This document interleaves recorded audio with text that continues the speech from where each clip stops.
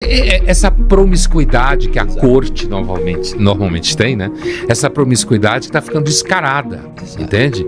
E quando fica muito descarada é porque você tem uma certa segurança de que nada vai acontecer, porque você está segurando todas as cartas, né? Não tem accountability, não tem fiscalização, não tem checagem de poder, e isso é uma rota perigosa. Olha, por um lado eu acho que o Maduro tem a sorte de, do ponto de vista geopolítico, ele ainda ter países como Irã, China, Rússia, que tem um certo interesse em manter uma espécie assim de inimigo tarado dos Estados Unidos, porque é o que ele é, um ditador tarado, maluco, né? Aqui no quintal dos Estados Unidos, como fazendo um pouco o papel que Cuba fez nos anos 60, para ficar atormentando os Estados Unidos. Agora, é claro que o que a gente tem na Venezuela é uma erosão dos poderes, porque o Maduro botou todo mundo no bolso, né? Seja o Supremo, a Venezuela em relação... Principalmente os militares. Os militares com certeza, todos na sua folha de pagamento, então isso acaba fazendo com que o Maduro fique muito sólido no poder. O que eu acho especialmente interessante, não sei se a palavra interessante é feliz, em relação a nós no Brasil, é a humilhação da diplomacia brasileira nesse processo todo, né? Porque o Brasil tinha assim digamos assim, uma oportunidade de exercer uma liderança significativa na região, e o Lula fez essa lambança, certo? De chamar o Maduro de companheiro e depois dizer que não veio nada errado na eleição. Lembra quando ele falou isso? Logo depois da eleição. Ele tinha que emplacar a narrativa dele contra os que acusavam de não ser democrático. Que era tudo uma narrativa, e agora, diante dessa ordem de prisão aí ao opositor, preocupado com um processo totalitário na Venezuela. É uma humilhação completa. Agora, a gente tem que ficar de olho, porque o exemplo da Venezuela, digamos assim, o experimento que está acontecendo na Venezuela, não o experimento soviético, como se falava, é a demonstração de como uma democracia, a Venezuela não é a única, a Turquia também está por aí, uma democracia, ela implode continuando fazendo eleição. A gente tem que olhar para isso quando os poderes eles convergem um com o outro, pelas razões corruptas de sempre, ou de interesse ideológico, e dinheiro, eles convergem e destroem completamente. A gente tem que ficar olhando para que isso não aconteça no Brasil. Então você vê no Brasil um certo processo de aproximação de lideranças que vai deixando o Estado Democrático de direito e muitas das coisas, em nome do qual essas lideranças falam, para trás. Eu acho que a democracia em geral, liberal, ela já teve momentos ruins no começo do século XX, vive um momento difícil agora, assimilando o impacto das redes sociais, a polarização. Eu acho que a polarização é fruto da politização excessiva da população, que quando adere à política é sempre para matar o outro, né? Quando fica muito assim. Mas eu tenho a impressão que, sim, a gente tem que acompanhar, como você bem disse, não é igual a Venezuela, mas a gente tem que acompanhar porque, por exemplo, a mídia, a imprensa, algum veículo deu de que o Lula teria convidado o Alexandre de Moraes ao desfile de 7 de setembro, alguma coisa assim. Sim. Né? Eles têm participado junto de churrasco, almoço, jantar. Essa promiscuidade que a corte normalmente tem, né? Essa promiscuidade que está ficando descarada. Entende? E quando fica muito descarado é porque você tem uma certa segurança de que nada vai acontecer, porque você está segurando todas as cartas, né?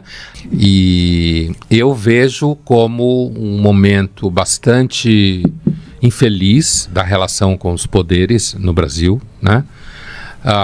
Quando você fala que não tem limite, se referindo ao juiz e tal, a gente sabe aquele conceito clássico da ciência política, que em inglês é accountability, né? Que o poder sempre tem que ser checado de alguma forma.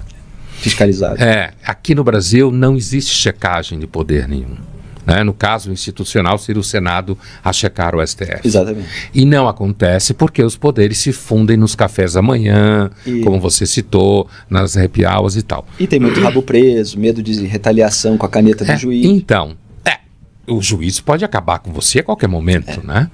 Então, mas eu acho que, além disso, um ponto importante a ser pautado aqui é que você tem aqui uma discussão que você aí descreveu, em grande parte, entre instâncias de poder, Sim. Um poder institucional brasileiro, Tribunal Supremo, TSE, tudo. Do outro lado, uma instância que se refere a uma empresa de um sujeito extremamente bilionário, poderoso, que, seja lá por quê, resolveu entrar em questões políticas, inclusive nos Estados Unidos. Inclusive nos Estados Unidos, né? Mas do ponto de vista nosso, brasileiro, e eu acho muito incrível, porque um monte de gente... Aí você vê de novo o crivo contra Israel, vota no Boulos, não vai à churrascaria. Né? Então você acrescenta... Endossa tudo que o Moraes faz contra os bolsonaristas. Tudo que o Moraes faz. É um quarto item desse pacotão. Só faltava ser do lado de fora da churrascaria com cartaz. Então, não dá ideia, né? Então, assim, o que acontece? O que a gente vê? A gente vê que tem uma parte do que eu costumo chamar de inteligência pública que contém jornalistas, professores, intelectuais, artistas, todo esse grupo que trabalha de alguma forma com a palavra pública, que faz esse caminho e na hora dessa discussão também fecha com o que o Moraes faz sempre. Quando, na verdade, o que aconteceu com esses 20 milhões que você falou aí, o que aconteceu é que a gente ficou sem o X. Exatamente. É censura. Que é gravíssimo. Do ponto de vista imediato, é censura. Quer dizer, e porque, mesmo que eu saia fora de toda a discussão entre eles dois, o juiz resolveu que porque... pelo entendimento dele, ou pelas intenções dele, ou que ele foi, ou porque a forma que ele enxerga a lei, sei lá, independente disso tudo, ele simplesmente tirou o X dos brasileiros. E é incrível como um monte de gente que devia olhar isso como uma forma de cerceamento à liberdade de expressão. E olha que eu nem sou um super amante de redes sociais, não é essa a minha questão, mas sem dúvida nenhuma, as redes sociais hoje, elas são uma ágora, e como toda ágora, vai para o bem e para o mal. Claro. Para todos os lados. Claro. Então eu acho o fim da picada. Não tem accountability, não tem fiscalização, não tem checagem de poder. E isso é uma rota perigosa. Então, assim, o Moraes, ele não aceitou ser contrariado em seus abusos, que queria extrapolar o acordo eleitoral, e ele não suporta os ataques que todos nós suportamos. Bem-vindo ao clube, Moraes. Então, essa é a questão. Quem está acostumado a arriscar e dizer o que pensa e não vai para dentro do consórcio, como se fala, acaba apanhando. Eu também já apanhei milhares de vezes, pediram minha cabeça já várias vezes.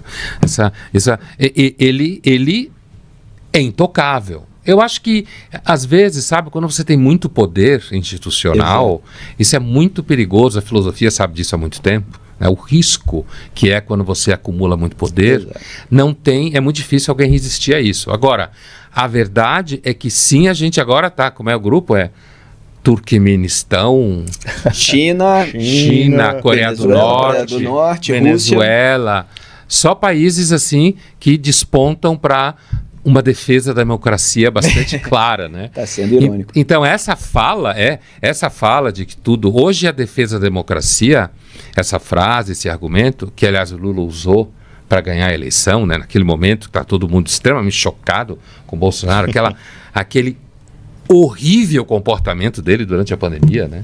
De uma falta de empatia monstruosa, com as pessoas que estavam morrendo e perdendo familiares. Agora, ai de quem criticasse, era alvo da militância, é isso que eu falei. Claro, era xingado, eliminado, né? Então, assim, virtual. É o mesmo tipo de comportamento, Agora, eu acho especialmente, talvez porque já da universidade, já da mídia, da imprensa, eu me bato muito com o fato de tantos colegas aderirem a isso.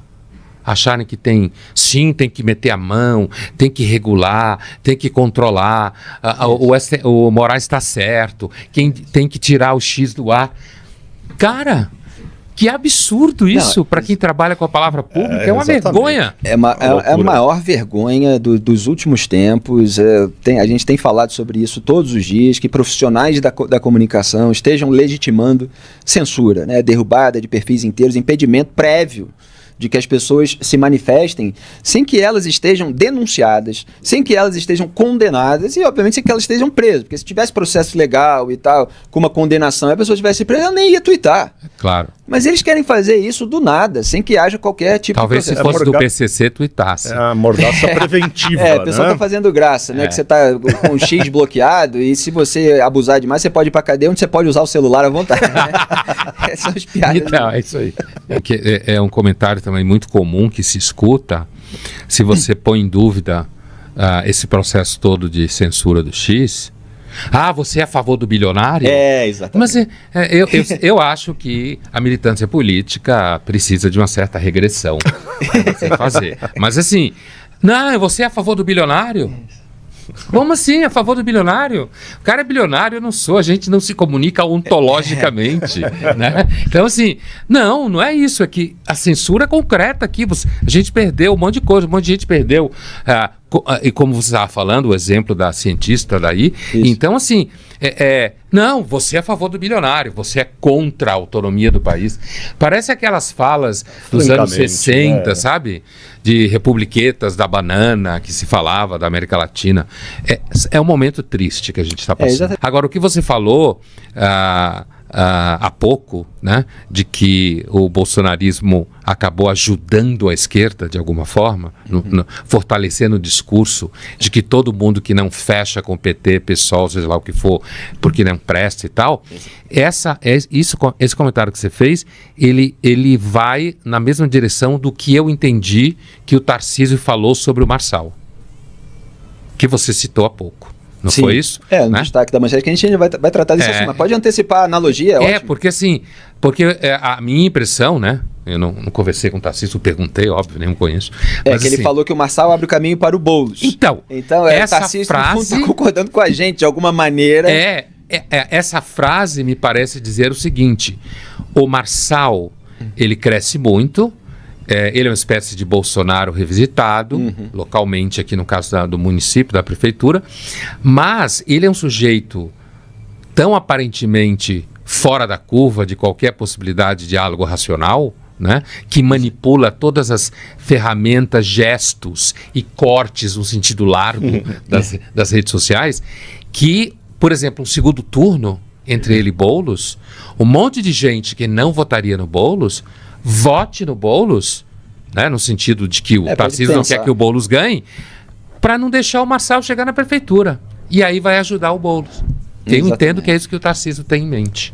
Exatamente, só que ele jamais diria isso sobre o próprio Bolsonaro em relação à esquerda de uma maneira geral. Que é o que a gente está dizendo, pelo menos em relação ao discurso. Dele, um pouco o processo que aconteceu nas eleições de 2022, né? Em que o Lula conseguiu, enfim, atrair o tal centro, né? Enfim. Com esse discurso salvar a democracia. O Alckmin fez bastante esse serviço, depois sumiu. Uma margem pequenininha, né? Uma margem pequenininha, mas suficiente. Foi. Carreou esses votos que não conseguiam conceber um voto no Bolsonaro.